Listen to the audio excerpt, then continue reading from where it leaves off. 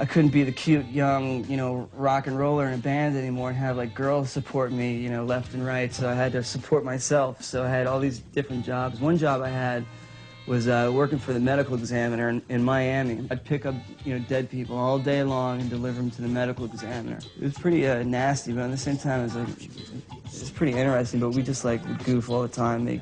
You had to have, like, a sense of humor with that type of job. It was just, if you didn't, you'd lose your mind. I had to quit that job after a while because I had this thing started happening to me. I started, like, associating, like, dead people. I would, like, sort of feel like I was with them when they died. I was, like, starting to imagine their death, and it was getting too, like, personal, and it just, like, freaked me out after a while. I couldn't deal with it. I lost the sense of humor you gotta have with playing with dead people.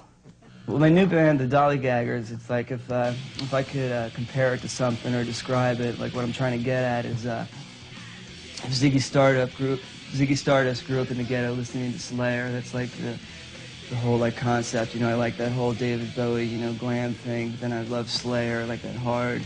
So that's what I wanted, like a kind of glam, polished-y type band with a heavy sound. And then, growing up in the ghetto, I like a lot of rap, so I like that whole like urban street thing.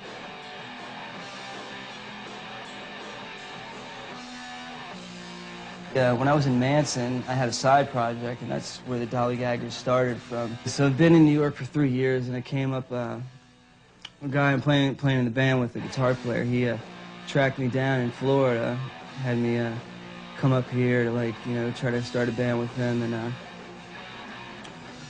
so we started a band, we wrote some songs, we made a record, about 6 months ago. We've just been, shopping it to, actually just giving, I recorded it myself, paid with it for my own money pretty much. Have no record labels involved. I'm kind of like trying to stay away from that whole record label thing now. I just wanted to do it for myself because, I sold 1 million records in the past and I didn't really make that much money anyway, so, record deals aren't good for squat, it seems.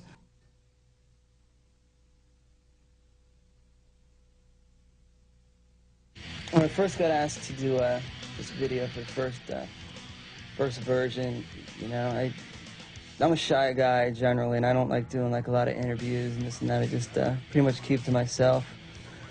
I really wasn't into it at first, but I saw it when it came out. I thought it was pretty cool, and I liked the stand it took. It wasn't really, I thought maybe it'd be like kissing ass towards Brian, being like more biased towards him, but it was cool. A lot of good things were said about me, and a lot of people that I didn't even know that knew some of the stories. They said like a lot of things that were true.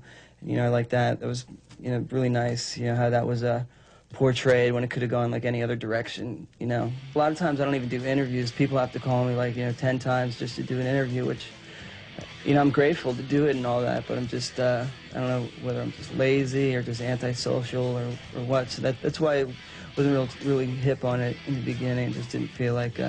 Plus, I didn't want to have anything to do with Manson. It was just like that part of my life was pretty much over, and I don't want to like seem like I'm like riding coattails or like hanging on to the past. It took me a long time to get over the the hurt and the breakup. I guess now I can say people would probably think that somebody like me would be bitter, being like kicked out of like one of the biggest bands of all time, but. I'm not bitter at all. I wish them the best of luck. The better they do, the more money I make, because I, have publishing rights for all those songs, and, I wish them the best of luck. Maybe someday, me and Brian, we still might, work together in the future. I'd probably do something with him again, but who knows?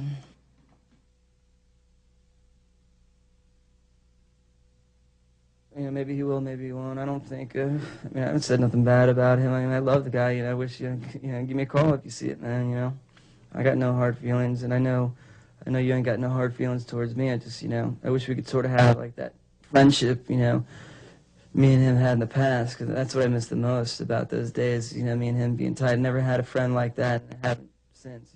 It's just that was the biggest loss. Losing, the money and the fame or whatever, that's easy to get over. It took me years to get over it, but I did. But still, I still have a soft spot. I still got a soft spot in my heart for the old fool. I'm a softie.